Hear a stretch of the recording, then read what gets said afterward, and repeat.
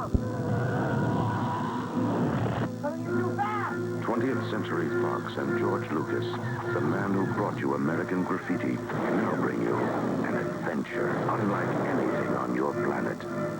Star Wars. I am C-3PO, human cyborg relations, and this is my counterpart, R2-D2. Hello. The story of a boy, a girl, and a universe. It's an epic of heroes and villains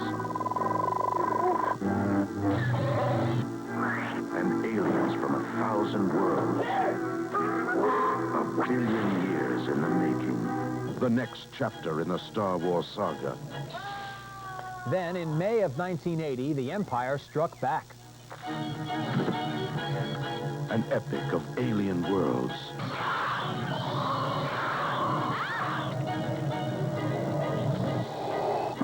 And the climactic clash between good and evil.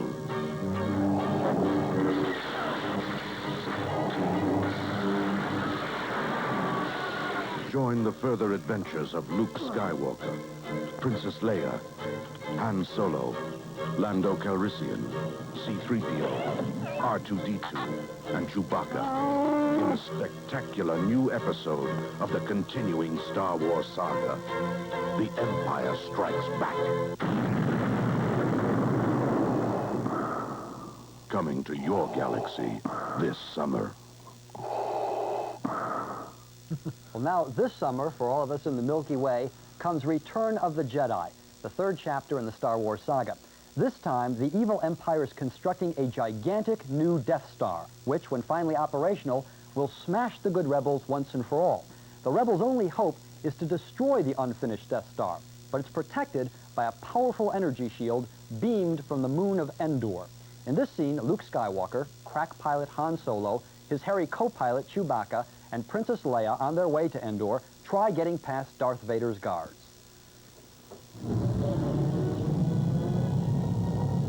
Shuttle Tidarium transmits the clearance code for shield passage. Transmission commencing. Now we find out if that code is worth the price we paid. It'll work. It'll work. Vader's on that ship. Now, don't get jittery, Luke. There are a lot of command ships. Keep your distance, though, Chewie, but don't look like you're trying to keep your distance. I don't know. Fly casual. Once they land on the moon of Endor, Han and Leia find themselves in a shootout with the Imperial Guard protecting the power station. Oh, shit! We need R2. Here's the terminal. R2, where are you? We need you in the bunker right away. Going? What do you mean you're going? Getting where are you? Hey, wait! He's doing right here, Larry. Come back! And here, in one of the film's most incredible scenes, the rebels chase the guards through the Redwood Forest on Endor.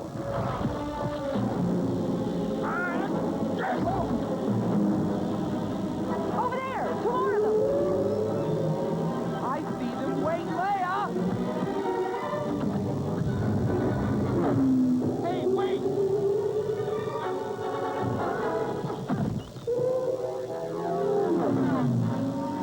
Quick, jam their comlink. Center switch.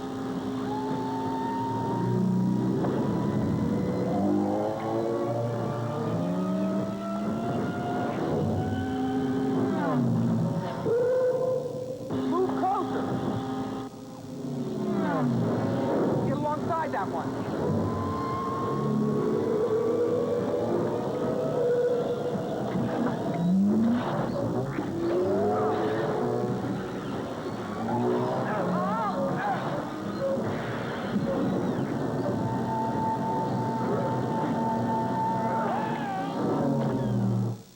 That effect is just astonishing.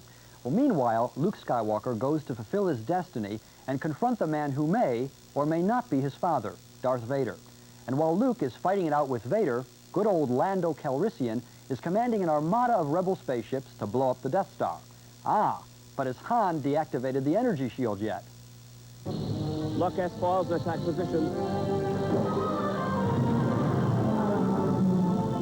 May the Force be with us.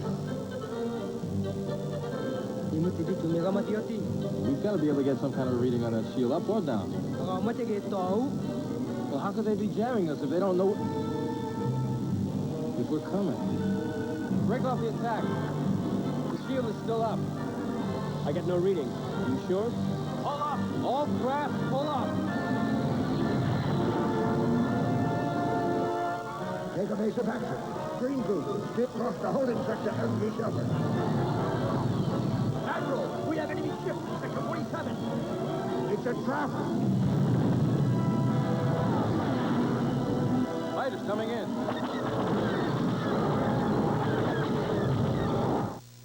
I'm not going to be the one to tell you whether they escape or not. Return of the Jedi is a great big movie surrounding a tiny little plot. But plot really isn't what Jedi is about anyway. Jedi is mainly about the wonders of filmmaking technology, and it has the most spectacular special effects I've ever seen. Not just spaceships this time, but a whole menagerie of realistically bizarre creatures like a giant hybrid of a frog and a worm named Jabba the Hutt, and an army of furry little bear men called Ewoks. Jedi does have some slow passages here and there, but every time you think it's going to stall, it revs right up again and takes your breath away with another dazzling display of filmmaking. Still, Jedi is more than special effects, and it has something its two predecessors didn't have. It's got some real emotion. We can't ever relive the experience of seeing Star Wars for the first time, but Return of the Jedi is a thrilling, occasionally touching, and fully satisfying conclusion to the best comic book of all time. It's fantastic. It certainly is. And you know, this movie did several things. It lived up to every challenge it faced. Everybody in the world has been waiting for 3 years for this picture. And it gave you new animals, it gave you new technology, it developed the story, and most important of all, it wrapped it up in a way that you really wanted to see it wrapped up. It had everything to say. It had to be made. It wasn't just made because the other two pictures were so fantastically popular. It really had a story to tell, and that's why it works. It's not cashing in on the two Exactly. films like Jaws 2 or something Exactly. like that. But I think most people want to know about this film. First, how does it compare with the two predecessors?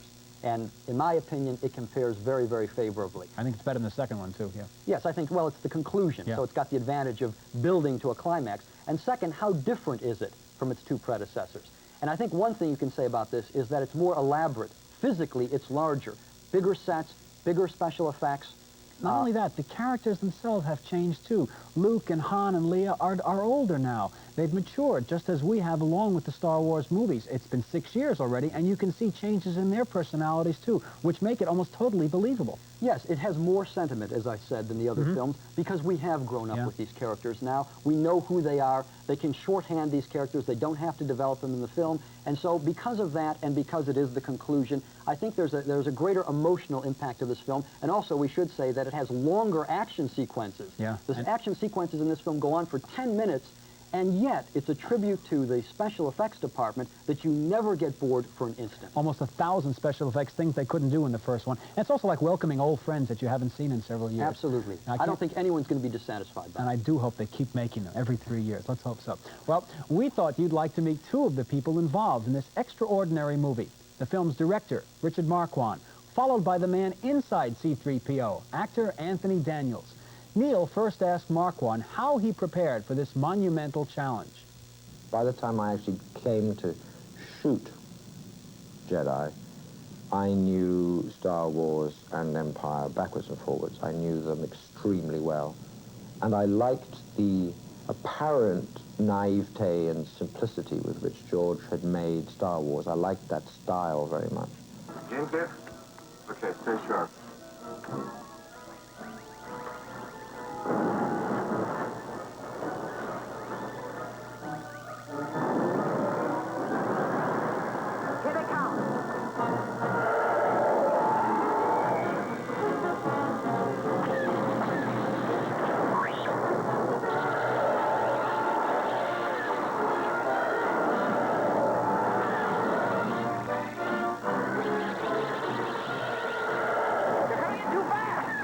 I found the slight, possibly over-sophistication of a slightly more filmic, more visual way in which Kirsch told his story a little bit excessive for me, for my tastes.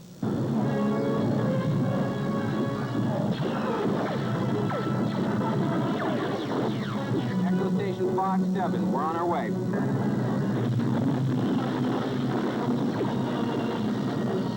All right, boys, keep tight now. Listen, I have no approach vector. I'm not set.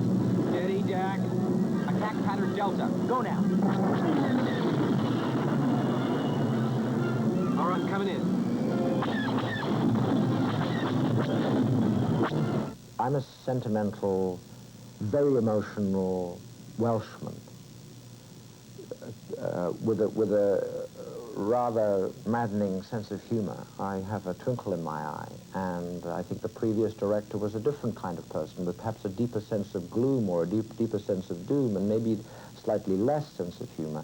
George is a different man again, with a different kind of an attitude to relationships and so forth.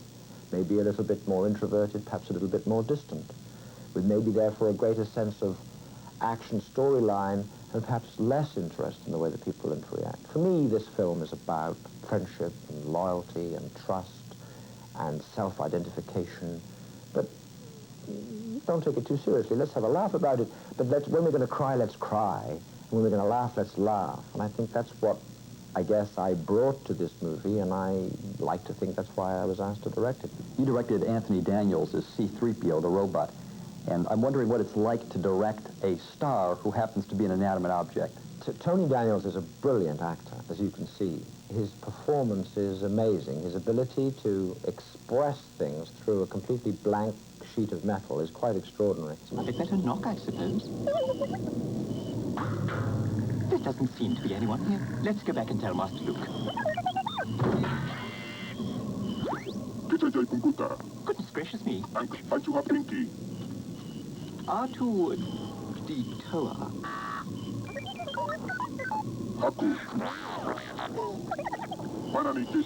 Bo, say, 3PO. One of the problems of being 3PO is that R2 tends to come along with you, and he can be a bit of a pain in the... I don't think 3PO has one of those, but if he had, he'd be a pain in there. And it's a kind of love, definitely a love-hate thing between the two of them. And one of the main problems is that if you have a very serious discussion, for instance, with a cup of tea, so that if I sit here saying, you know, where are you going? Well, what makes you think there are settlements over there? Well, that weighs much. One of you is crazy. I mean, there's a lot of grown-ups watching you do this act, and it's a rare kind of act because you have to remember my lines and his lines and my reply, and the whole thing gets a kind of hysteria about it. Am I doing the right thing? And sometimes I get it wrong. I shall now have some tea. And now that we've seen two of the people behind the scenes of Return of the Jedi, and now that the Star Wars trilogy is completed, it may be time for some final thoughts. I think George Lucas is the Disney of the 80s and maybe the 90s if he makes more. Young people and old people can look at these three films and see science fiction as it is meant to be seen. And all of the science fiction films which follow will have to match the Star Wars trilogy in quality and excitement and universal appeal. Well, I can only look to the film's attraction for me, and I think that they attract me because George Lucas has created the world of children, and he's created the two major aspects of that world. One, magic with all the special effects, and two, the sense of order with the clear delineation between good and evil. And with those two aspects, you feel like a child again as you watch these movies. Well, now let's summarize the films we reviewed this week. Jeffrey and I both thought that Space Hunter, Adventures in the Forbidden Zone, the 3D space potboiler, had cheesy special effects and very little adventure. The 3Ds were dopey, depressing, and dumb. We also didn't think much of Toughen Up, the cheap ripoff of Rocky about a tough man boxing contest. You can't root for the hero to win because you can't figure out why he's fighting. And finally, we both enthusiastically recommend Return of the Jedi. It's got dazzling special effects, great action, and even some genuine feeling, and it holds up to the first two Star Wars. So 2 yeses. Indeed. Now, next week on Sneak Previews...